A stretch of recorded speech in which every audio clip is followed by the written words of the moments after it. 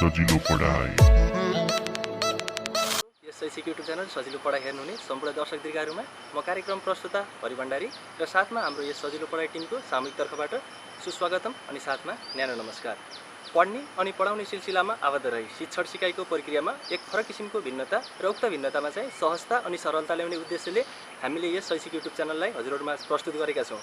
हामीले आफ्नो परिचयात्मक भिडियोमा यस हाम्रो शैक्षिक युट्युब च्यानलमा समाजमा रहनुभएका बुद्धिजीवीहरू, वरिष्ठ व्यक्तित्वहरू, विज्ञ र विशेषज्ञहरूसँग जोडी शैक्षिक परामर्श भिडियोहरू समेत हाम्रो यस च्यानलमा उपलब्ध गराउने प्रतिबद्धता गरेका थियौँ र उक्त प्रतिबद्धतालाई आज साकार पार्दै हामी एक यस्तो सामाजिक व्यक्तित्वसँग आज जोडिन जाँदैछौँ।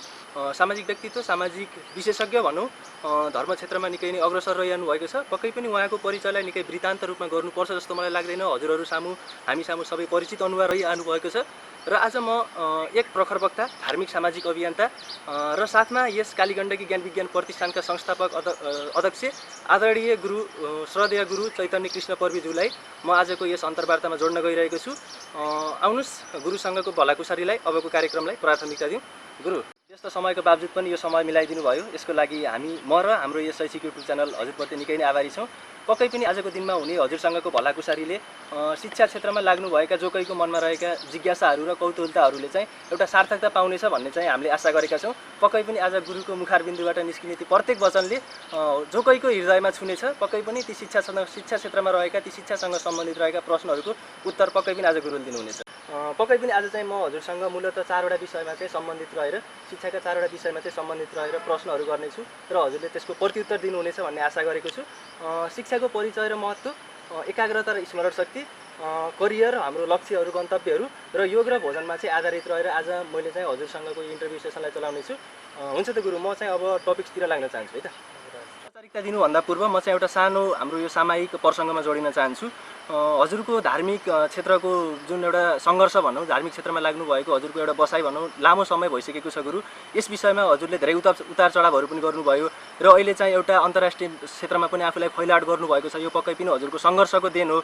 यस विषयलाई चाहिँ मैले जोडेर हजुरले अहिले स्थापना गर्नुभएको यो कालीगण्डकी ज्ञान विज्ञान प्रतिष्ठानको संक्षिप्त परिचय बताइदिनुहोस्। किन खोल्नुभयो, कुन उद्देश्यले चाहिँ यसको स्थापना गर्नुभयो, यसको महत्त्वबारे केही प्रकाश पारिदिनु। यो उत्तरवाहिनी क्षेत्रको विकासका लागि हामीले कालीगण्डकी ज्ञान विज्ञान प्रतिष्ठानको माध्यमबाट केही कामहरू शुभारम्भ गरेका छौँ।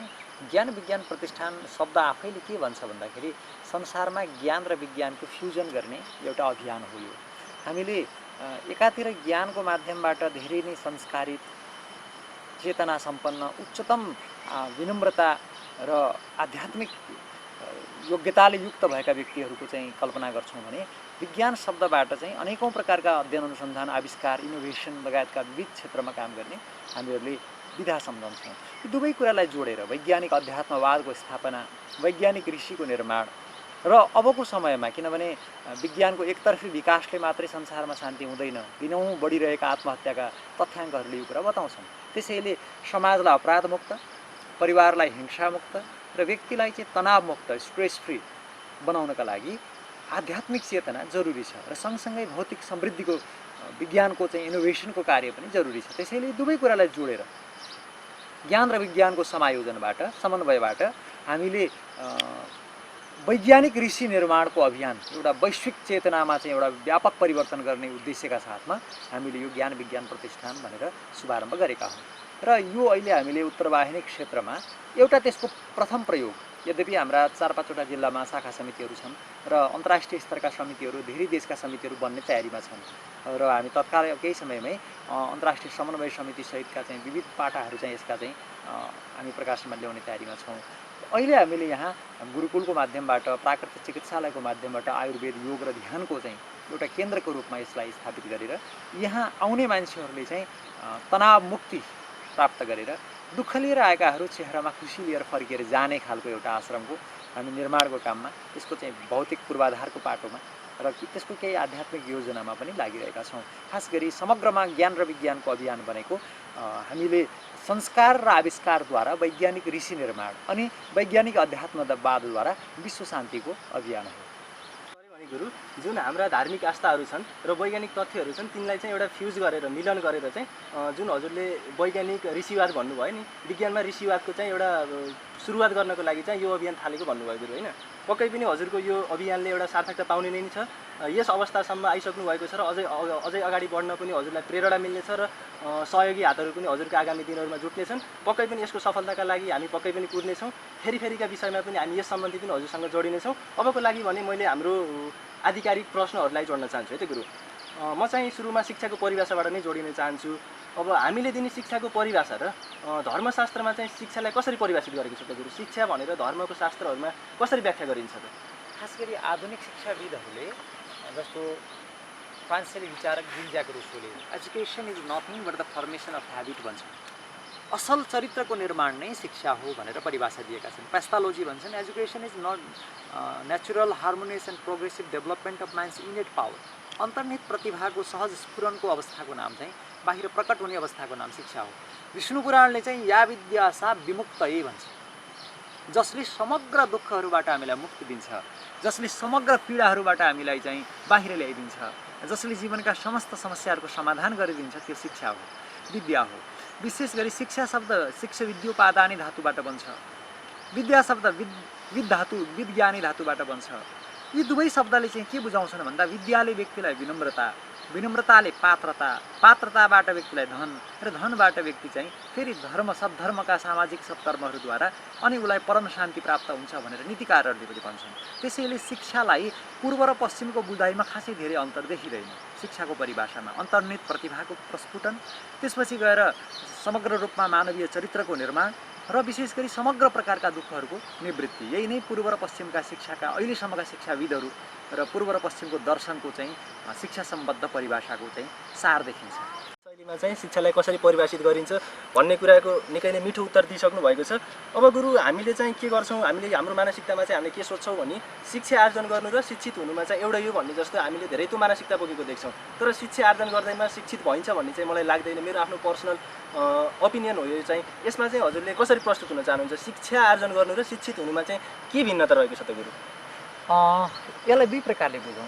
एउटा चाहिँ इन्फर्मेटिभ एजुकेसन भनेको जानकारीमूलक शिक्षा, जानकारीमूलक ज्ञान। अर्को चाहिँ इन्ट्युसन अन्तर्बोध सम्बद्ध ज्ञान। एउटा चाहिँ सङ्घर्षबाट आत्मानुभूतिका रूपमा आत्मज्ञानका रूपमा प्राप्त हुने विद्या हो भने अर्को चाहिँ अनेक प्रकारका तथ्याङ्कहरूको सङ्कलनसँगै अनेक प्रकारका सूचनाहरूको जानकारीमूलक ज्ञान हो। यो जानकारीमूलक ज्ञानले चाहिँ चरित्रमा केही पनि प्रभाव पार्दैन। यसको चाहिँ त्यति ठुलो सम्बन्ध छैन र जुन समाजमा ठुलो रूपान्तरण, क्रान्तिकारी परिवर्तन र मानवीय चेतनाको चाहिँ एउटा उत्कर्षमा पुग्ने जुन अवस्था हो त्यो चाहिँ इन्ट्युटिभ नलेजबाट हुन्छ।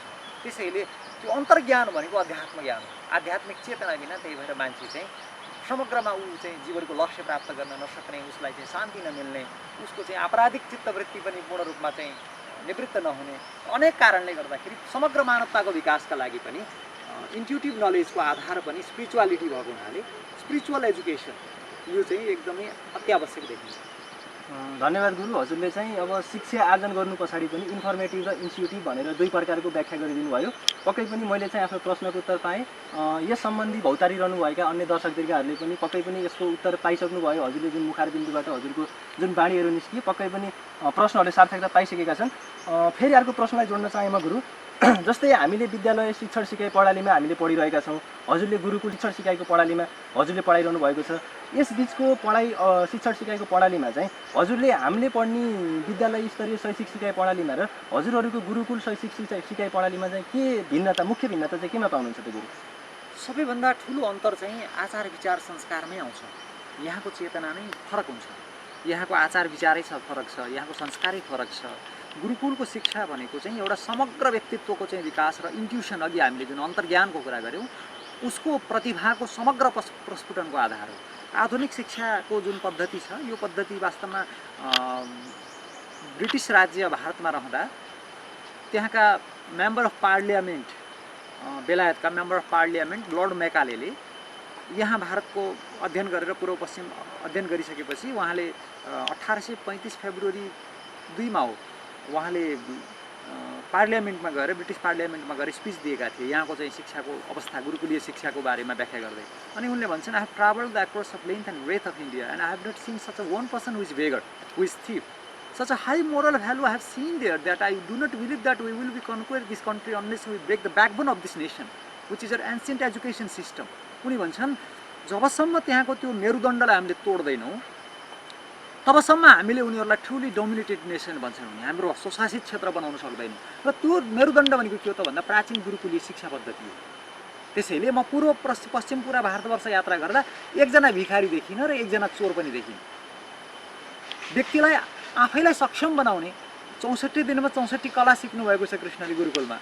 जीवनका समग्र पाटाहरूको चाहिँ उद्भाषित हुने अवस्था हो गुरुकुलीय शिक्षा। त्यसैले यो चरित्रसँग जोडिएको छ, यो अन्तर्ज्ञानसँग जोडिएको छ, यो मानवतासँग जोडिएको छ र भनौँ जीवनलाई चाहिने समग्र मूल्यहरूसँग गुरुकुलीय शिक्षा जोडिएको हुन्छ। जबकि आधुनिक शिक्षा केवल इन्फर्मेटिभ देखिन्छ। त्यहाँ ठुल्ठुला डिग्रीहरू हासिल गरिसकेका व्यक्तिहरू सबैभन्दा धेरै डिग्री होल्डरहरू छन्। त्यसैले यो बिल्कुल फरक र संसारलाई चाहिँ साँच्चै भन्ने हो भने एउटा उज्यालोतिर लाने र एउटा अँध्यारोतिर लाने अवस्था भएको देखिन्छ पछिल्ला अभ्यासले। पक्कै पनि गुरु, म आफैले पनि अनुभव गरेको पाटो रह्यो। मैले पनि विद्यालय स्तरीयमा शैक्षिक प्रणालीहरू गरिरहेँ। हामीलाई पढाउनु नैतिक शिक्षा पनि पढाइयो, सामाजिक शिक्षाहरू पनि पढाइयो, आचरणहरू पनि सिकाइयो, बानी व्यवहारहरू पनि सिकाइयो। तर पनि तुलनात्मक रूपमा सबैमा त्यो आचरणहरू हामीले भेटेनौँ पनि, हामीले भेट्दैनौँ पनि। एउटै विद्यालयमा 100औं विद्यार्थीलाई पढाइन्छ, कोही सभ्य भएर निस्किन्छ, कोही असल खराब, कोही निकै खराब भएर पनि निस्किन्छ। पक्कै पनि शिक्षाको प्रभाव हुन्थ्यो भने सबैलाई बराबर हुनुपर्ने थियो।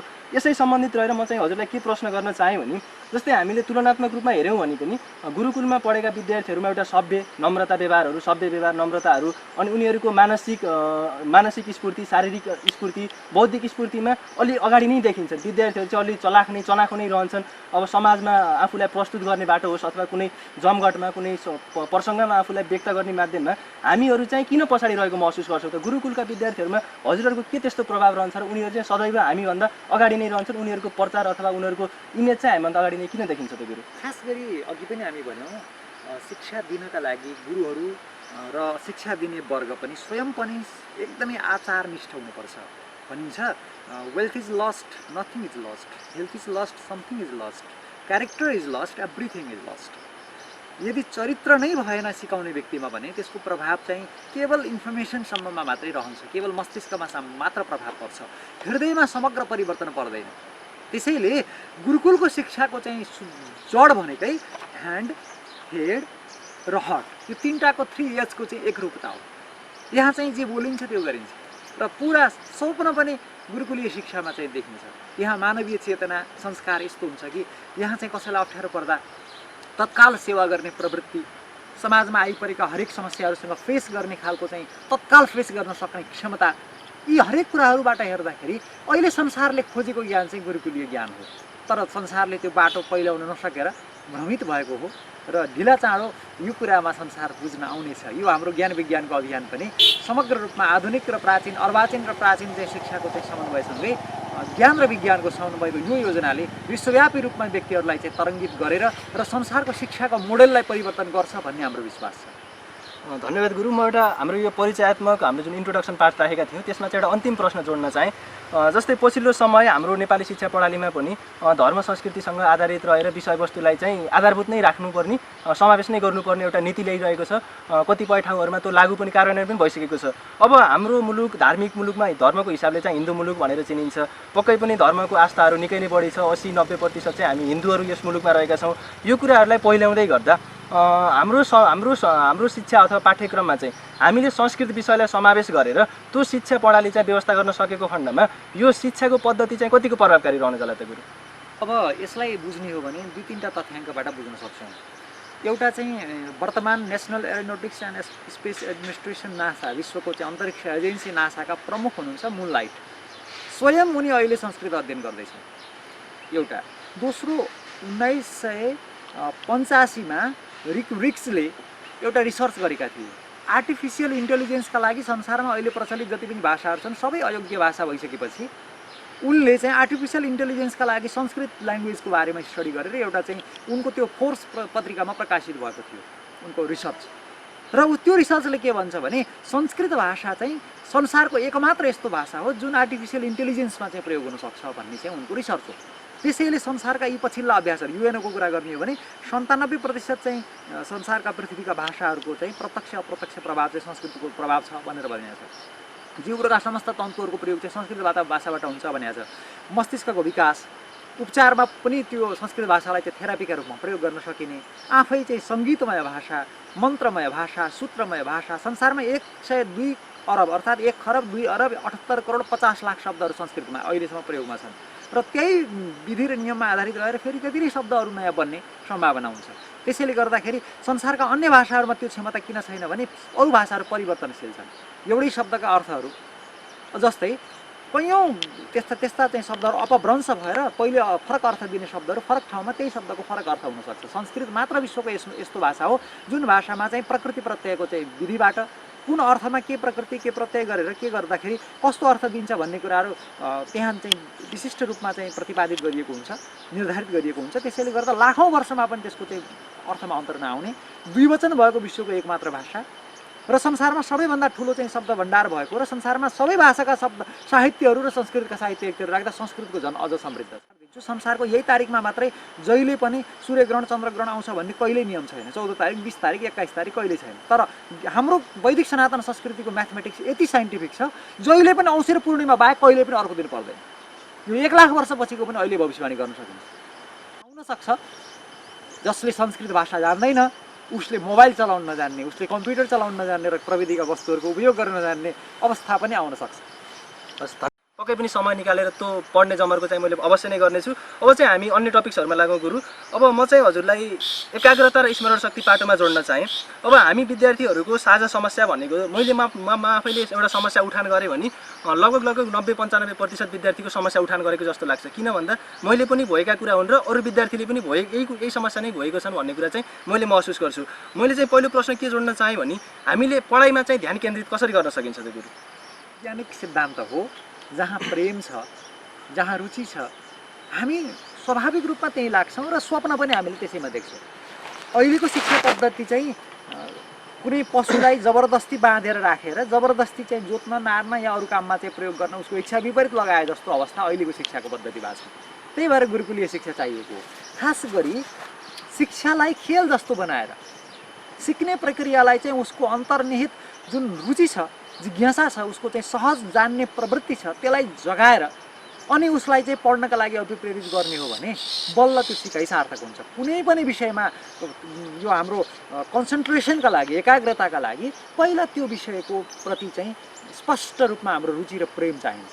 त्यही भएर सिकाइलाई प्रेम, शिक्षालाई प्रेम गर्नका लागि पहिला समग्र रूपमा मैले यति समयभित्र सर्ट टर्म, मिड टर्म र लङ टर्म भिजनका साथमा म यति अमेरिकाको एकजना चाहिँ व्यक्ति 14 वर्षको हुँदाखेरि किचनमा हुँदाखेरि मैले के गर्नुपर्छ जीवनमा भनेर चाहिँ सोच्दाखेरि 127वटा लिस्ट गरेँ।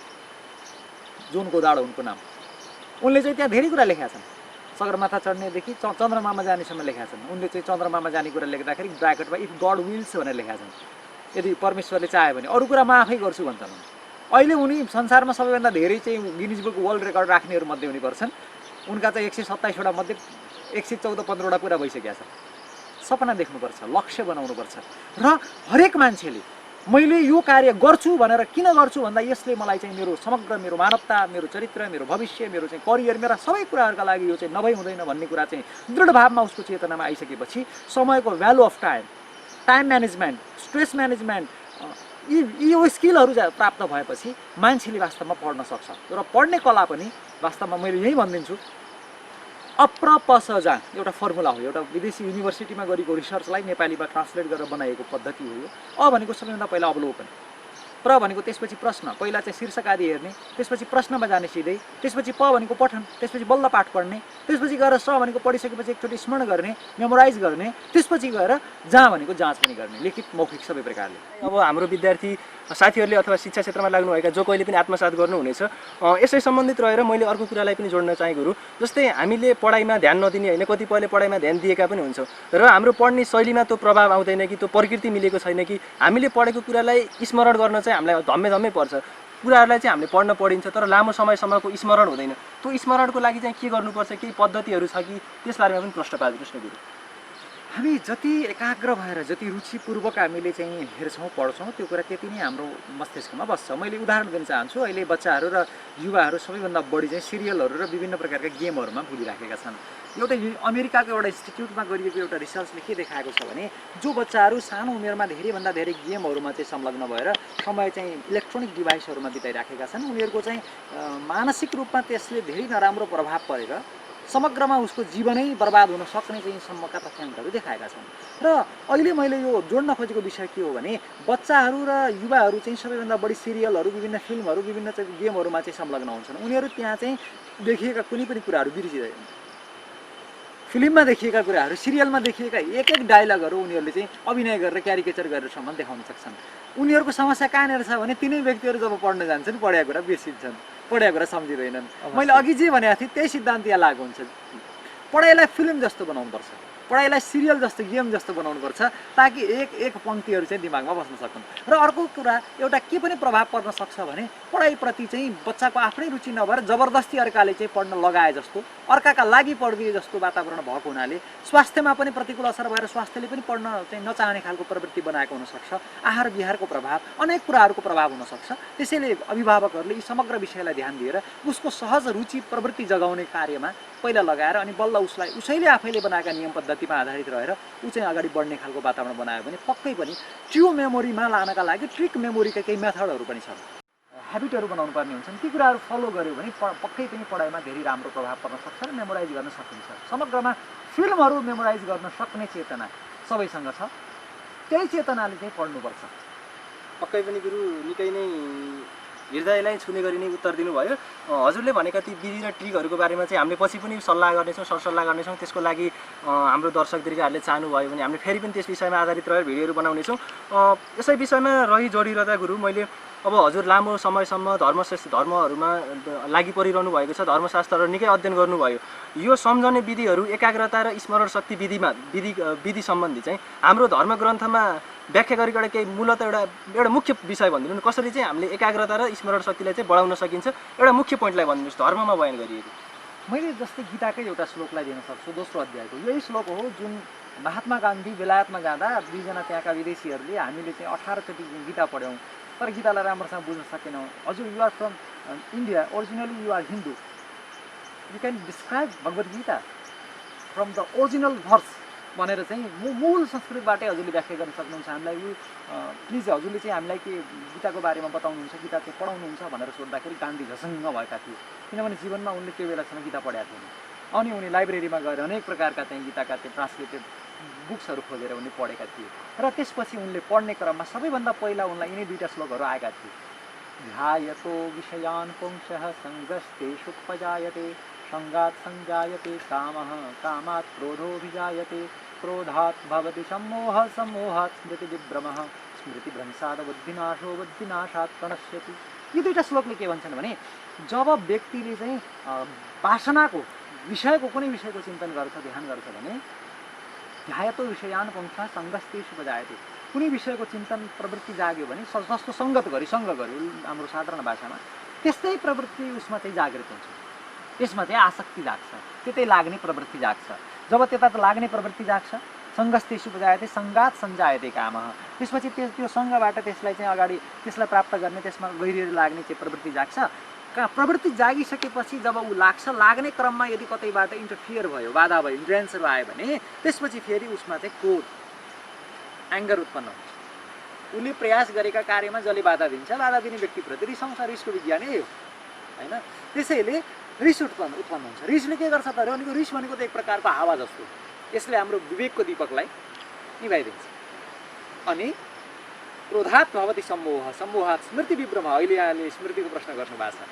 हाम्रो मेमोरी, हाम्रो चेतना, हाम्रो चाहिँ सम्झने शक्ति जुन छ यसलाई चाहिँ विनाश गर्ने तत्त्वहरू छन् केही, लोभ, क्रोध आदि लगायतका कुराहरू, जसले व्यक्तिलाई चाहिँ मेमोराइज गर्न दिँदैनन् या आइसकेका कुराहरूलाई पनि बिर्साउने काम गर्छन्। स्मृति विभ्रम भइसकेपछि सम्मोह र सम्मोहबाट उसको चाहिँ विनाश हुन्छ भनेर गीताको चाहिँ गहन दर्शनले हामीले व्याख्या गरेको छ। समग्र शास्त्रहरूले एकदमै शान्त अवस्थामा व्यक्तिलाई ल्याएर योग, ध्यान, अत्यन्त साधनाको माध्यमबाट, आसन प्राणायामको प्रयोगको माध्यमबाट पहिला शान्त चेतना गराएर अनि उसको चाहिँ सबकन्सियस माइन्डमा एकैचोटि चाहिँ समग्र ज्ञान र विज्ञान भर्ने पद्धति चाहिँ हाम्रो गुरुकुलीय पद्धति हो। मेरो त मनमै छ यो, पक्कै पनि हाम्रो दर्शक दीर्घहरूले पनि यसलाई बुझ्नुहुनेछ।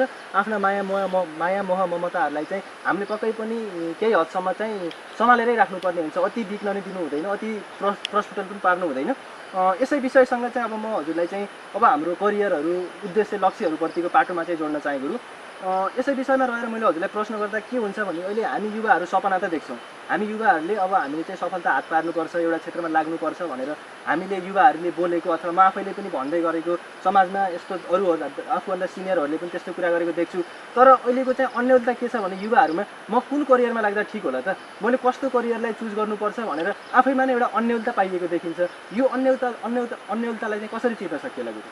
सबैभन्दा पहिला हामी कहाँ यो अन्नप्राशन गर्ने जुन संस्कार छ, यो अन्नप्राशनको संस्कारमा एउटा के पद्धति छ भने बच्चालाई अनेकौँ चिजहरू त्यहाँ राखिदिएर ऊ कतातिर जान खोज्छ, के उसले मन पराउँछ, के खेलाउन खोज्छ, पुस्तकतिर जान्छ कि खेलौनातिर जान्छ कि अरू यन्त्र उपकरणतिर जान्छ कि कता जान्छ भनेर उसको प्रवृत्ति बुझेर, उसको मनोविज्ञान बुझेर, उसको जन्मजन्मको संस्कार बुझेर अनि उसलाई त्यही विधामा लगाउने हाम्रो वैदिक पद्धति हो। जब छोराछोरी एक थोक चाहन्छन्, बाबुआमाले जबरजस्ती उसलाई अर्को विषयमा लगाउन चाहन्छन् अनि त्यो कन्फ्लिक्ट सिर्जना हुन्छ। अनि यो अन्तर्द्वन्द्वले वास्तवमा बच्चालाई चाहिँ एकदम निराशातिर लिएर जाने समग्रमा देखिन्छ। त्यसैले गर्दा करियरको निर्माण अर्काको कसै बाह्य दबावबाट होइन। अन्डा बाहिरबाट फुट्यो भने त्यो चाहिँ बच्चा चाहिँ रहँदैन, भित्रबाट चाहिँ सबल भएर पुष्ट भएर आएको बच्चा चाहिँ लामो समयसम्म रहन्छ र जीवित हुन्छ, सक्षम हुन्छ। त्यसैले अन्तरात्माबाट फुटेर आएको विषय, आफ्नो स्वाभाविक रुचिको विषय, आफूले वास्तवमा जो गर्न खोज्ने भित्री प्रवृत्ति छ, हरेक संसारमा मान्छेहरू युनिक छन्। कुनै न कुनै विशिष्ट क्षमता नभएका व्यक्तिहरू संसारमा छँदै छैन। हरेक व्यक्तिको जुन युनिकनेस छ त्यो चाहिँ अरू कसैसँग नमिल्ने खालको र उसको चाहिँ त्यो विधाको सबैभन्दा श्रेष्ठ व्यक्ति संसारको उयो भनेको चाहिँ यो अर्काको चाहिँ सल्लाहबाट, अर्काको चाहिँ दबावबाट, दबाव अभावबाट सिर्जना गरिने चिज होइन। पहिला आफ्नो जीवनको लक्ष्य अन्तरात्माको प्रवृत्तिबाट खोज्नुपर्छ। सहज रुचिकता छ, के विषयमा मैले चाहिँ सुत्दाखेरि स्वप्न पनि म त्यसैमा देख्न सक्छु, के विषयमा लाग्दाखेरि मैले खानेकुरा बिर्सन सक्छु, के कुरामा लाग्दाखेरि म निद्रा बिर्सन सक्छु, त्यो विषय आफ्नो रुचिको विषय आफूले पहिचान गर्नुपर्छ। तिर्न गएका थोमस एल्वा एडिसनलाई उनकै लाइनमा बसेका अरू उनलाई चिन्ने मान्छेहरूले भनिदिएर उनले आफ्नो याद गरेका थिए। उनीहरू यति तल्लीन भएका हुन्छन् आफ्नो चाहिँ भविष्यमा, आफ्नो चिन्तनमा, आफ्नो विषयमा कि उनीहरूलाई आफ्नो नामसम्म पनि विस्मृत हुन्छ। त्यसरी चाहिँ तल्लीन हुन सक्नु भनेको बल्ल चाहिँ संसारमा एउटा नयाँ चमत्कार गर्नु, नयाँ ऋषि बन्नु हो, नयाँ वैज्ञानिक बन्नु हो। त्यसैले हामीले वैज्ञानिक ऋषि भनेका छौँ। ज्ञान र विज्ञान, हृदयको पनि समग्र विकास, मस्तिष्कको पनि समग्र विकास यो ज्ञान र विज्ञानको माध्यमबाट सम्भव छ। समग्र संस्कारको विकास र समग्र आविष्कारको चाहिँ पाटो पहिल्याउने। त्यसैले गर्दाखेरि हामीले अन्तरात्माबाट चाहिँ आफ्नो प्रवृत्तिलाई बुझेर त्यो विषयमा लाग्नु चाहिँ सबैभन्दा उत्तम हुन्छ भन्ने मेरो बुझाइ। पक्कै पनि गुरु, हजुरले भनेअनुसार चाहिँ हामीले कुनै पनि करियर डिसाइड गर्नु पूर्व हामीले बाहिय वातावरणको प्रभावमा आउने होइन कि आफूभित्रको रुचि के छ त, आफ्नो भित्री मनले के चाहेको छ त्यो कुरालाई चाहिँ हामीले बुझेर अगाडि बढ्नुपर्छ भन्नुभएको छ। पक्कै पनि यो कुरालाई म लगायत हाम्रा दर्शक दीर्घहरूले पनि मनन गर्नु नै हुनेछ। यसै विषयमा अझ एउटा प्रश्न जोड्न चाहे गुरु मैले, जस्तै अहिलेको समय के छ भने हामी छिटै नै प्रगति गर्न चाहन्छौँ, किन भन्दा समाज त्यो हिसाबमा अगाडि बढिरहेको छ। कसैको छिटो प्रगति हुन्छ, कसैको ढिलो प्रगति हुन्छ, सबैको एकैसाथ प्रगति हुनु सम्भव पनि छैन। र बिचमा हामी आफ्नो गन्तव्यमा अथवा करियरमा लाग्दै गर्दा हामीहरूको बिचमा धेरै डिस्ट्र्याक्सनहरू आउने गर्छ। अब यो छोडौँ कि फेरि अर्को पाटोतिर लागौँ कि यसमा मैले सफलता नपाउने हो कि भन्ने एउटा चिन्तन पनि विकास भएको देखिन्छ। यो कुराहरू, यस्ता उल्झनहरू, डिस्ट्र्याक्सनहरूलाई चाहिँ हामीले कसरी चिर्न सकिन्छ त गुरु? विघ्नै यो खास गरी नीतिमा चाहिँ हजारौँ प्रकारका विघ्नहरू आए पनि है उत्तम व्यक्तिले चाहिँ आफूले प्रारब्ध मुक्त मजनाहान परित्यजन्ति भनिन्छ, आफूले शुभारम्भ गरेका कर्महरू कहिल्यै पनि छोड्दैन। पिपलको देखियो नि अब म जबसम्म चाहिँ ज्ञान प्राप्त गर्दिनँ तबसम्म केही गर्दिनँ भनेर चाहिँ दृढ सङ्कल्प गरेपछि बल्ल उनलाई बोध प्राप्ति भएको थियो। त्यसैले वास्तवमा सबभन्दा पहिला चाहिँ आफ्नो जीवनमा आफ्नो उद्देश्य प्राप्तिमा आउने चाहिँ कठिनाइहरूलाई सामना गर्ने भन्ने कुरा चाहिँ हाम्रो दृढताले निर्धारण गर्छ। जस्तोसुकै परिस्थिति आओस्, जस्तोसुकै कठिन परिस्थिति आओस्, लड्न सक्ने आन्तरिक आत्मबल, सेल्फ एस्टिम लेभल त्यो चाहिँ हाम्रो हाई हुनुपर्छ। र त्यसलाई हाई गर्नका लागि सबैभन्दा महत्त्वपूर्ण विषय के हो भने आफ्नो लक्ष्यलाई चाहिँ प्राणभन्दा बढी प्रेम गर्नु, आफ्नो उद्देश्यलाई चाहिँ जीवनभन्दा बढी माया गर्नु। र त्यसरी लागेपछि बल्ल चाहिँ पूर्ण रूपमा लागिन्छ। र त्यस्ता सामान्य विघ्नहरूले हामीलाई केही गर्नै सक्दैन। सामान्य विघ्नले केही जातै गर्न सक्दैन, छुनै सक्दैन, उसलाई विचलित गराउनै सक्दैन। यो चाहिँ सत्य हो। पक्कै पनि गुरु, हजुरले भन्नुभएको चाहिँ हामीले कुनै पनि विषयमा चाहिँ आधारित रहेर त्यसमा मात्र एकाग्रता दिनु पर्यो, अन्य कुराहरूलाई चाहिँ हामीले साइडमा नै राख्नु पर्यो। आउनेहरू, डिस्ट्र्याक्सनहरू, उल्झनहरूलाई चाहिँ एउटा हिँड्दै गर्दा आउने बाटाको एउटा परिस्थिति अथवा समस्याहरू भनौँ त्यसलाई चाहिँ वास्ता नगरिकन हामी चाहिँ आफ्नो गन्तव्य पथमा निरन्तर लागिरहनुपर्छ भन्नुभयो। पक्कै पनि निकै नै उचित उत्तर दिनुभयो। मेरो चाहिँ मनमा नै पुगेको छ यो उत्तर चाहिँ। अब म चाहिँ हाम्रो यस अन्तर्वार्ताको अन्तिम विषयलाई चाहिँ जोड्न चाहन्छु, जुन चाहिँ हाम्रो यो योग र भोजन सम्बन्धी रहेको छ। पक्कै पनि हाम्रो शारीरिक अवस्थादेखि लिएर अनि हाम्रो यो पढाइको क्षेत्रमा पनि हाम्रो यो योग र भोजन निकै नै प्रभावकारी रहन्छ जस्तो लाग्छ मलाई गुरु। यो चाहिँ यो योगले चाहिँ पहिला म सर्वप्रथम चाहिँ म योगलाई जोड्न चाहेँ। यो योगले चाहिँ हाम्रो शारीरिक स्फूर्ति, बौद्धिक स्फूर्ति र मानसिक स्फूर्तिको लागि चाहिँ के कस्तो योगदान दिन सक्छ त गुरु योगले? खास गरी योगलाई हामीले बुझ्नुपर्छ। योग नजानेसम्म व्यक्ति योग्य बन्दैन। योग शब्दबाटै योग्य बन्छ, योगबाटै सहयोग बन्छ, योगबाटै उपयोग बन्छ, योगबाटै प्रयोग बन्छ, योगबाटै अनेकौँ त्यस्ता विधाहरू छन्। अधियोगदेखि लिएर यस्ता धेरै शब्दहरू छन्। योग्यता, हामी एबिलिटीको कुरा गर्छौँ, यी सबै कुराहरू चाहिँ योगबाटै प्राप्त हुने। त्यही भएर योग जसले अर्कोलाई सिकाउँछ, दिन्छ, त्यसलाई बल्ल चाहिँ योगदान गर्यो भन्छौँ हामी। योगदान पनि चाहिँ योगसँग जोडिएको छ। र योग शब्दको अर्थ चाहिँ के हो त भन्दाखेरि जोडिनु, एउटा जीवनको बृहत्तर मूल्यप्रति जोडिनु, दिव्य परम चेतनासँग जोडिनु, अलमाइटीसँग जोडिनु, सुप्रिम कन्सियसनेससँग जोडिनु। त्यो चाहिँ परम चेतनाले युक्त भएर समग्रमा कार्य गर्ने त्यो क्षमता भनेको आफैमा विशिष्ट कुरा हो। त्यसैले योगले पार्ने प्रभाव भनेको त योगले त व्यक्तिलाई वास्तवमा व्यक्ति बनाइदिन्छ, मान्छेलाई मान्छे बनाइदिन्छ। उसभित्रका समग्र ज्ञान र विज्ञानका पाटाहरूलाई बाहिर ल्याइदिन्छ। उसलाई शरीरलाई स्फूर्त मात्रै होइन, मनलाई चुस्त दुरुस्त मात्र होइन, उसको बुद्धिलाई विलक्षण तीक्ष्ण मात्र होइन कि उसको आध्यात्मिक चेतनाको स्तर, उसको चाहिँ समग्र व्यवहारको चाहिँ कौशल, हरेक कुरा। योगः कर्मसु कौशलम, गीतामा कृष्णले कर्ममा कौशलको नाम योग हो भन्नुभएको छ। समत्वम योग उच्यते, यो पनि गीताकै परिभाषा हो। सबैलाई समान व्यवहार गर्न सक्ने। आधुनिक चाहिँ समताका, समाजवादका, साम्यवादका चर्चा गर्छन्, तर गीताले चाहिँ सबैलाई विद्या विनय सम्पन्ने ब्राह्मणे गविहस्तिनी सुनिचैव सोपाके च पण्डिताः समदर्शिनः भन्छ। आत्मौपम्येन सर्वत्र समं पश्यति योर्जुन सुखम वा यदि वा दुःखम स योगी परमोमत। संसारका समस्त प्राणीहरूलाई आफू जस्तै सम्झेर उसको दुःखमा होस् या सुखमा होस् आफू जस्तै व्यवहार गर्नु चाहिँ, do not treat others as you not like to be treated. अरूप्रति त्यो व्यवहार नगर जुन व्यवहार तिमीले अरूबाट चाहन्छौ। त्यसैले योगले त व्यक्तिलाई योग्य बनाइदिन्छ। हरेक विधामा, जुन विधामा लागेको छ त्यही विधामा योग्य बनाइदिने तत्त्वको नाम नै योग हो। त्यसैले संसारका व्यक्ति मान्छेलाई मात्र होइन, यो योग त यदि गराउन सक्ने हो भने मानवेतर प्राणीहरूलाई पनि योग चाहिन्छ। तर उनीहरूको चेतनाले त्यो कुरा बुझ्न सक्दैन। उनीहरूमा चाहिँ त्यो खालको चाहिँ ब्रेनको विकास भएको हुँदैन। रेप्टाइलियन ब्रेन हुन्छ होइन, तिनीहरूमा चाहिँ म्यामेलियन ब्रेन हुन्छ, तर त्यो न्यू कर्टेक्स ब्रेनको जुन समग्र चाहिँ डेभलपमेन्टको अवस्था हो त्यो चाहिँ मानवमा मात्रै भएको हुनाले उनीहरूले चाहिँ यो कुरा मान्छेले मात्रै बुझ्न सक्ने कुरा हो। त्यसैले चाहिँ समग्रमा भन्नुपर्दा योग भनेको जीवनको सबैभन्दा महत्त्वपूर्ण पाटो हो। व्यक्तिलाई हरेक विधामा योग्य बनाउने, उसलाई चाहिँ सक्षम बनाउने विधा नै योग हो। पक्कै पनि गुरु योगको मिठो परिभाषा दिइसक्नु भएको छ। यसै सिलसिलालाई फेरि म जोड्न चाहेँ। जस्तै हाम्रो विद्यार्थीहरूको लागि म मूलतः जोड्न चाहेँ, विद्यार्थी अथवा शिक्षा क्षेत्रमा लाग्नुभएका जो कोहीसँगको लागि पनि यो प्रश्न हुनेछ। जस्तै हामीले अब शिक्षा क्षेत्रमा लाग्नुभएकाहरूको लागि शैक्षिक एकाग्रता चाहियो अथवा स्मरण शक्ति चाहियो भने त्यस्तो कुनै स्पेसिफिक योगहरू छ गुरु, यस्तो व्यायामहरू, योगहरू चाहिँ जसले चाहिँ हाम्रो एकाग्रतालाई बढाइदियोस्, स्मरण शक्तिलाई बढाइदियोस्? 1-2 मिनटभित्रमै शरीरमा चाहिँ विद्युत उत्पन्न गरेर शरीर पुरै झमझम गर्ने विधि छ। एउटा त्यसले निकै फाइदा गर्छ। दोस्रो चाहिँ कान बन्द गरेर, आँखा बन्द गरेर ओमलाई चाहिँ मानसिक रूपमा मुखले चाहिँ मुख बन्द, ओठ बन्द गरेर अनि भित्रबाट चाहिँ ओम गरेर गर्ने पद्धति छ। आँखा पोलेको मान्छे, टाउको दुखेको मान्छे, तनावले चाहिँ ग्रस्त भएको मान्छेले एकचोटि गर्दा नै तत्काल रिलिफ पाउँछ, तत्कालै थाहा पाउँछ, उसले अनुभव गर्छ कि यसले कति फाइदा गर्छ, धेरै गऱ्यो भने कति फाइदा होला। त्यसैले भ्रामरी प्राणायामदेखि लिएर भस्त्रिकासम्म, अनुलोम विलोमदेखि लिएर कपालभातिसम्म, कपालभाति विख्यात लौहकारस्य भस्मवत इत्यादि धेरै पङ्क्तिहरू छन्। यस्ता अनेकौँ प्रयोगहरू छन् जसले चाहिँ मेमोरी पावर बढाउनका लागि, उसको स्वास्थ्य राम्रोका लागि अहिले भर्खरै फाइदा गर्छन्। अब यो झन् दीर्घकालीन रूपमा त उसले फाइदा नगर्ने प्रश्नै भएन। जसले तत्कालै फाइदा गर्छ त्यसको दीर्घकालीन रूपमा कति धेरै लाभ होला, कति धेरै फाइदा होला, त्यो पनि हामीले बुझ्न सक्छौँ।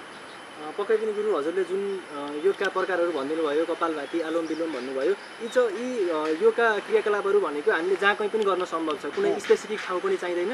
हामीले अब इन्स्ट्यान्ट चाहियो, इन्स्ट्यान्ट अब कुनै बेला पढिरहेको बेलामा ध्यान भड्कियो अथवा एकाग्रता चाहियो भने हामीले अब ओमकार भन्नुभयो जुन हजुरले चाहिँ नाकका नाखा बन्द गरेर एउटा भित्री आवाजलाई चाहिँ प्रस्फुटन गर्ने जुन एउटा माध्यम भनिदिनु भयो, त्यो पक्कै पनि उचित लाग्यो। पक्कै पनि हाम्रो लागि चाहिँ एउटा सर्ट एन्ड स्विट मेथड हो जस्तो लाग्छ।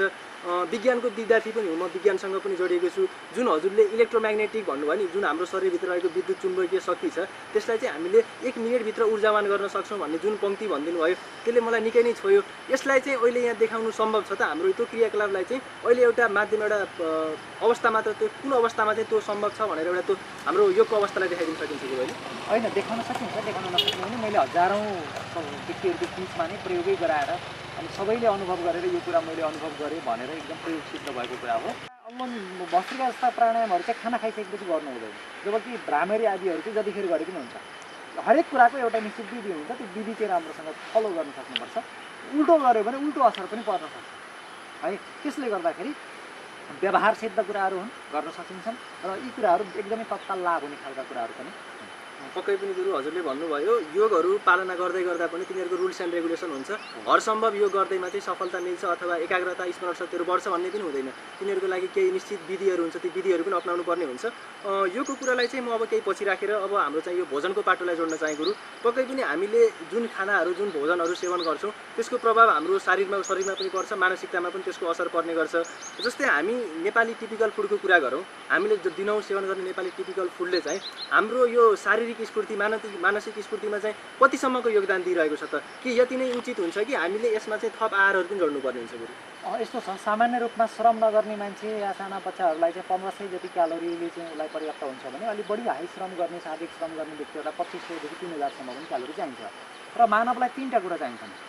शारीरिक वृद्धिको लागि प्रोटिन चाहिन्छ, शरीरलाई शक्ति र ऊर्जाका लागि चाहिँ कार्बोहाइड्रेट, लिपिड चाहिन्छ, र शरीरलाई चाहिँ विभिन्न प्रकारका रोगहरूबाट बचाउनका लागि, उसको इम्युनिटीलाई बुस्ट गर्नका लागि, सक्षम बनाउनका लागि उसलाई भिटामिन र मिनरल्सहरू चाहिन्छ। यो 3वटा भोजनको चाहिँ विधा छन्। हामीले खाने भोजनमा यी 3वटा कुराहरू समाविष्ट हुनुपर्छ। र वेदले के भन्छ भने आहार शुद्धौ सत्त्वशुद्धिः, सत्त्वशुद्धौ ध्रुवा स्मृतिः, स्मृतिलम्भे सर्वग्रन्थीनां वित्तमोक्षः। अर्थात् आहार शुद्ध भएपछि उसको चाहिँ चित्त शुद्ध हुन्छ, सत्व शुद्ध हुन्छ। चित्त शुद्ध भएपछि उसको चाहिँ एकाग्रता हुन्छ। सत्व शुद्धौ ध्रुवा स्मृति, अघि हामी मेमोरीको कुरा गरिरहेका छौँ। आहार शुद्ध भएपछि चित्त शुद्ध हुन्छ, चित्त शुद्ध भएपछि चाहिँ एकाग्रता हुन्छ है।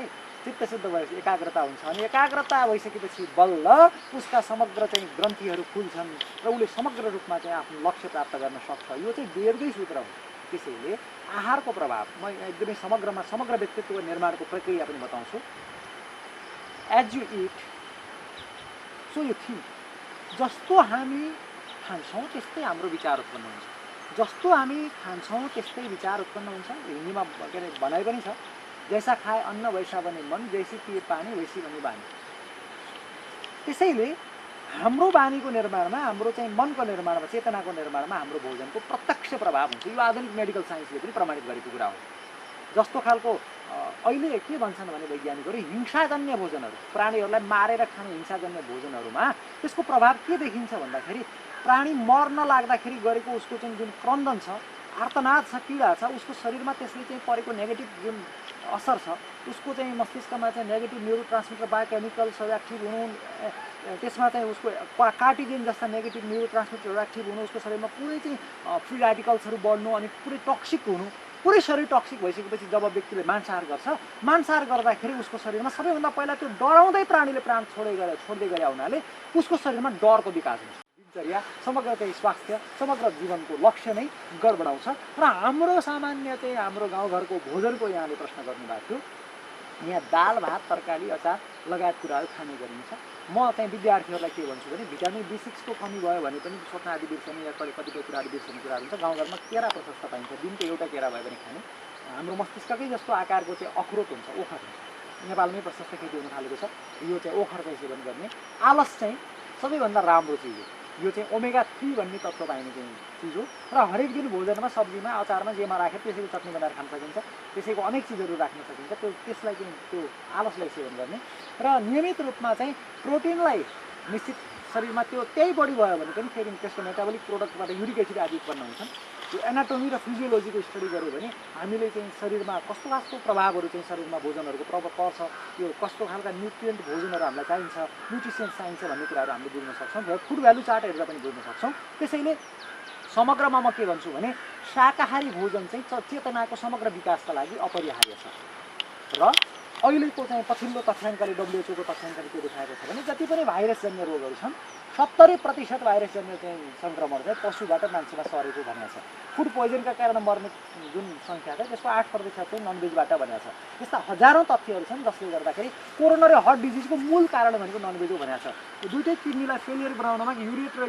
क्रिएटिनिनको लेभल बढाउनमा सबैभन्दा ठुलो तत्त्व चाहिँ ननभेज हो भनेको छ ठुलो आन्द्राको क्यान्सर हुनमा सबैभन्दा ठुलो कारण चाहिँ ननभेज हो भनेको छ त्यसैले गर्दाखेरि यस्ता हजारौँ चिजहरू छन् जुन कुराले गर्दा हाम्रो समग्र स्वास्थ्यलाई नै नराम्रो प्रभाव पर्ने त्यसपछि गएर त्यो विशेष गरी सुँगुर र अन्य मासुमा पनि टेपवर्म पाइन्छ त्यो टेपवर्मले चाहिँ हाम्रो कलेजोमा गएर त्यो मस्तिष्कमा के अरे त्यो पेटमा आन्द्रामा गएर आन्द्राबाट मस्तिष्कमा गएर त्यसले चाहिँ मस्तिष्कको चाहिँ ग्लुकोज उसले मस्तिष्कको आहार ग्लुकोजलाई चाहिँ उसले सेवन गर्न थाल्छ र चेन एउटाबाट अर्को बढ्दै बढ्दै लहरी जुका त्यो बढ्दै जान्छ र व्यक्तिलाई चाहिँ छारी रोग लाग्छ मिर्गी बाख्री त्यसो भएर मांसाहार गर्ने कुनै पनि बेला व्यक्तिलाई कुनै पनि बेला बाख्री रोग जस्ता डरलाग्दो रोगहरू लाग्न सक्छन् यी कुराहरू आधुनिक विज्ञानले प्रमाणित गरेका तथ्यहरू हुन् त्यसैले स्वस्थ आहार एकदमै हाइजेनिक हेल्दी र अर्ग्यानिक चिजहरू चाहिँ सेवन गर्नुपर्छ र हाम्रो मानव शरीर पनि फेरि समग्र रूपमा चाहिँ शाकाहारी शरीर हो त्यस्तो हामीमा प्रवृत्ति देखिँदैन जन्मजात हाम्रो प्रवृत्ति चाहिँ ननभेज खाने प्राणीहरूभन्दा नखानेहरूसँग हाम्रो मिल्छ त्यो सर्वहारासँग पनि हाम्रो प्रवृत्ति मिल्दैन जस्तो कुकुर बिराला आदिहरू सबै थोक खाने प्राणीहरूसँग पनि मांसाहारीहरूको प्रवृत्ति बढी मिल्छ र शाकाहारीहरूको प्रवृत्ति शुद्ध बाख्रा गाई भैँसी जस्ता प्रवृत्तिसँग उनीहरूको मिल्दैन जबकि हाम्रो मिल्छ त्यसैले गर्दा आधुनिक वैज्ञानिक वर्गीकरण नै गलत छ र यो कुरा समग्र विश्वमै आधुनिक विज्ञानको वर्गीकरणलाई नै सच्याउनु पर्ने अवस्था मैले देख्छु भने स्वास्थ्यले चाहिँ समग्र स्वास्थ्यका लागि भोजनको धेरै ठुलो प्रभाव छ र यसको प्रभाव मैले आधुनिक विज्ञान र वेदसम्मका केही तथ्यहरूसँग मैले जोडिएर भने र यसको एउटा अर्को कुरा मेमोरीको सन्दर्भमा ब्रह्मचर्यको धेरै ठुलो प्रभाव पर्छ सेलिबेसी भनिन्छ अङ्ग्रेजीमा जसले चाहिँ विषय वासनाबाट आफूलाई मुक्त राख्न सक्छन् उनीहरूको चेतना एकाग्र हुन सक्छ र विवेकानन्दले मेरठमा चाहिँ दिनमा 2-3 चाहिँ ठुल्ठुला मोटा थेलीहरू पढ्दै दिनदिनै फर्काउँदै गरेछन् त्यो लाइब्रेरियनले सोधेछ यो बेकारमा यत्र पुस्तकहरूको त आधा पनि पढेर भ्याउँदैन किन लाने ल्याउने मलाई निकाल्न राख्न दुःख दिनुहुन्छ भनेर सोद्धाखेरि सबै पुस्तक राखेर सोध बाबु भनेर भन्नुभयो अनि परीक्षा गरे त्यो लाइब्रेरियनले उहाँले लगेका 30-40वटा पुस्तकहरू एकैचोटि राखेर जुन पुस्तकबाट जे सोधे त्यो सबै बताइदिनु भएको थियो त्यस्तो चेतनाको विकास हुन सक्छ त्यसैले जस्तोसुकै व्यक्ति होस् ब्रह्मचारी होस् सन्यासी होस् गृहस्थ होस् जोसुकै होस् ब्रह्मचर्य चाहिँ एकदमै स्ट्रोङ चाहिन्छ यसमा आधुनिक वैज्ञानिकहरूको मतभेद छ है फेरि केही थरी वैज्ञानिकहरूले ब्रह्मचर्य चाहिँ जीवनमा धेरै महत्त्वपूर्ण छ भन्छन् केही थरी गहिरो अध्ययन नभएका या अलिअलि सामान्य अर्को पाटोको अध्ययन भएका व्यक्तिहरूले चाहिँ यसको खासै धेरै प्रभाव छैन भन्छन् तर यो कुरा चाहिँ आयुर्वेदले सिद्ध गरेको हाम्रा अनेकौँ ऋषि महर्षिहरूले प्रमाणित गरेको र विज्ञानका एक पाटोले पनि स्वीकार गरेको विषय हुनाले रसाद रक्तम तत्त्व मांसान मेद प्रजायते मेदस्यास्ति तत्त्व मज्जा मज्जाया शुक्र सम्भव शुक्रात ओज प्रजायते ओज प्राप्त हुने चाहिँ आधार भनेको ब्रह्मचर्य हो ओजबाट देख्ने शक्ति सुन्ने शक्ति मेमोरी पावर पनि त्यसमा चाहिँ केन्द्रित हुन्छ त्यसैले योगसँगै ब्रह्मचर्यको पनि प्रभाव पर्न सक्छ पक्कै पनि गुरु हजुरले खानाको भोजनको अरू सन्दर्भमा भन्दा पनि हाम्रो भोजनको चाहिँ बढी प्रभाव हुन्छ भनिदिनु भयो र साथमा चाहिँ मांसाहारी जीवनशैली भन्दा पनि शाकाहारी जीवनशैलीले चाहिँ जीवनमा निकै नै सफलता ल्याउन मद्दत पुर्याउँछ भन्ने कुरालाई पनि जोड दिनुभयो म अब हाम्रो औपचारिक प्रश्नको एउटा अन्तिम प्रश्नलाई हजुरसामु जोड्न चाहेँ अहिले हजुरले प्रश्न उत्तर दिने सिलसिलामा हजुरले जोड्नु पनि भएको थियो जस्तै केराहरू ओखरहरू आलसहरू भनेर केही विषयवस्तुहरूलाई जोडिदिनु पनि भएको थियो म यसै सम्बन्धित प्रश्न पनि यहाँ तयार पारिराखेको थिएँ मैले चाहिँ अब जस्तै हामी सम्पूर्ण नेपालीहरूलाई चाहिँ सजिलै उपलब्ध पनि होस् धेरै किन्न महँगो पनि नहोस् अथवा सबैलाई एफोर्ड गर्न सजिलो पनि होस् त्यस्ता अरू खाद्यान्नहरू जस्तै विद्यार्थीहरूलाई भनौँ अथवा हामी विद्यार्थीहरूलाई फोकस गरौँ अथवा शिक्षा क्षेत्रमा लाग्नुभएका जो कोहीलाई फोकस गरौँ त्यस्ता के आहारहरूलाई चाहिँ जोड्न सकिन्छ गुरु हाम्रो खाद्यान्न बाहेक बाहिरका आहारहरू चाहिँ केलाई चाहिँ हामीले जोड्न सकिन्छ यस विषयमा चाहिँ थोरै अघि पनि 2-4वटा शब्द के अरे खाने वस्तुहरूको नाम लियो त्यो कुराहरू दैनिक विद्यार्थीलाई जोड्नका लागि उपयुक्त हुन्छ म एकदमै व्यवहारिक कुरा भन्छु जलनेति गऱ्यो भने मेमोरी बढ्छ आँखा कान नाक घाँटी यो सबै कुराहरू स्वच्छ र सफा हुन्छ जलनेति विद्यार्थीहरूको लागि बहुत महत्त्वपूर्ण छ त्यसपछि गएर त्राटकको अभ्यास एउटा कुनै बिन्दुमा चाहिँ चेतनालाई केन्द्रित गरेर त्यसबाट आँसु आउने बेरीसम्म धेरै लामो समय टक्क एक टिकहरू लगाएर हेर्नु त्यसले पनि मेमोरीको लागि काम गर्छ ध्यान गर्नु त्यो एकदमै राम्रो कुरा हुन्छ र ध्यानका पनि धेरै पाटाहरू छन् र खानेकुराहरूमा पनि भोजनमा पनि हाम्रो अब सम्भव हुन्छ भने चिनी छोड्नु समग्र रूपमा अहिले आधुनिक वैज्ञानिकहरूले पनि डक्टरहरूले पनि सम्भाव्य छानेमा छोड्नु नसके चाहिँ 30 वर्ष भएपछि चाहिँ कम्प्लिटली चाहिँ चिनी चाहिँ नखानु, यदि समग्र धेरै प्रकारका रोगहरूबाट बच्नु छ भने यो चाहिँ व्हाइट पोइजन पनि हो। मैले त 2 वर्षभन्दा बढी भइसक्यो चिनी र चामलै मैले खाएको छु, चिनी र चामल परेका चिजहरू पनि खाएको छैन। चामल चाहिँ सामान्य रूपमा मैले अर्कै कारणले छोडेको हो, सबैलाई नखानका लागि मैले भन्दिनँ, तर चिनी चाहिँ छोड्नका लागि मैले अनुरोध गर्छु, नुन कम खानका लागि अनुरोध गर्छु, डाल्डा र मैदाका चाहिँ कमभन्दा कम प्रयोग गर्नका लागि अनुरोध गर्छु। त्यसैले गर्दा फ्याट व्हाइट पोइजनहरूभित्र यी सबै चिजहरू पर्छन्, साल्ट पनि पर्छ, सुगर पनि पर्छ, डाल्डा पनि पर्छ, मैदा पनि पर्छ। यी चिजहरूलाई चाहिँ एकदमै कमभन्दा कम प्रयोग गर्ने र हाम्रो चाहिँ इम्युनिटी एकदमै प्रबल छ। त्यसैले समग्रमा चाहिँ अघि मैले भनेका केरा लगायतका आलस जस्ता ओखर जस्ता चिजहरू पनि जोड्न सकिने हुन्छ। प्रोटिनका लागि सबैभन्दा राम्रो चिज चाहिँ गेडागुडी हो। गेडागुडी दाल वर्गहरू हुन्। नन भेजमा मैले सर भन्नुहुन्छ 18 के अरे मासुमा 18, माछामा 13 के अरे 13% प्रोटिन पाइन्छ, जबकि तिल जिरामा 18.7, 18.8, काजु पेस्ता बदाममा 19.7, 20.7, 20.8, त्यसपछि गएर मटर र चनामा 22.3 र 22.7, त्यसपछि गएर मुङ र मासमा 24, मसुरमा 24.1, त्यसपछि गएर पनिरमा 24.1, मसुरमा 25.1, त्यसपछि गएर 26.2 र 26.6 मेथी र अडहरमा, त्यसपछि गएर मुङफलीमा 31.5, नौनीमा 35, यसरी र सबैभन्दा धेरै चाहिँ भट माछमा 43.2% प्रोटिन पाइन्छ। यो प्रोटिनका लागि सबैभन्दा राम्रा स्रोतहरू हुन्। र कार्बोहाइड्रेटका लागि त हामीले खाने जति पनि अन्नहरू छन् त्यसमा चाहिँ प्रशस्त मात्रामा कार्बोहाइड्रेट पाइन्छ, जबकि नन भेजमा चाहिँ कार्बोहाइड्रेट 0 हुन्छ। त्यसैले दोस्रो कुरा कार्बोहाइड्रेटका स्रोतहरू पनि भने मैले फलफुल र अनेक प्रकारका चाहिँ यी ड्राई फ्रुट्सहरू जति पनि छन् यी चिजहरू चाहिँ भिटामिन र मिनरलका चाहिँ स्रोतहरू हुन्छन्। जमिन मुनिबाट आएका चिजहरू पनि एकदमै उपयोगी हुन्छन्। ती चिजहरू चाहिँ सेवन गर्यो भने समग्रमा 3टा कुराको ब्यालेन्स, वृद्धिका लागि प्रोटिन, शरीरलाई रोगहरूबाट बचाउनका लागि भिटामिन र मिनरल्स, र शरीरलाई ऊर्जा र शक्तिका लागि कार्बोहाइड्रेट, 3टा कुराको चाहिँ ब्यालेन्स हुन सक्यो भने मान्छेलाई स्वास्थ्य राम्रो हुन्छ। योग ध्यान र खाने कलालाई राम्रोसँग धेरै चपाएर खाने, खानाको बेलामा धेरै पानी नपिउने र तत्कालै पटक पटक कचर कचर नखाइरहने र चाहिँ केही समय दिनको 5-7 घन्टा 8-10 घन्टा चाहिँ फास्टिङ पनि चाहिन्छ र फेरि खाँदाखेरि पनि राम्रोसँग चपाएर खाने र केही त्यो आर्ट अफ इटिङको कला, त्यो फास्टिङ थेरापीको पनि जापानको एकजना साइन्टिस्ट, अमेरिकाको साइन्टिस्टले संयुक्त रूपमा नोबेल पुरस्कार 2016 को नोबेल पुरस्कारै पाएका थिए। त्यसले गर्दा यो फास्टिङको पनि धेरै ठुलो महत्त्व छ। यी सबै रहस्यलाई बुझेर चाहिँ खाना खायो भने विद्यार्थीहरू मात्र होइन समग्र विश्वका मान्छेहरूलाई फाइदा हुन्छ।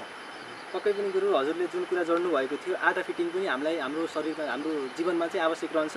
हामी कतिपय कुराहरू नेपाली समाजमा भनेको पनि सुन्छौँ, नेपालीहरू खाना नपाएर भन्दा पनि खाना नजानेर भौतारिरहेका अथवा मरिरहेको अवस्था छ भन्छौँ। पक्कै पनि यो हामीले आफ्नो भोजनको बानीलाई चाहिँ पक्कै पनि सुधार्नुपर्ने हुन्छ।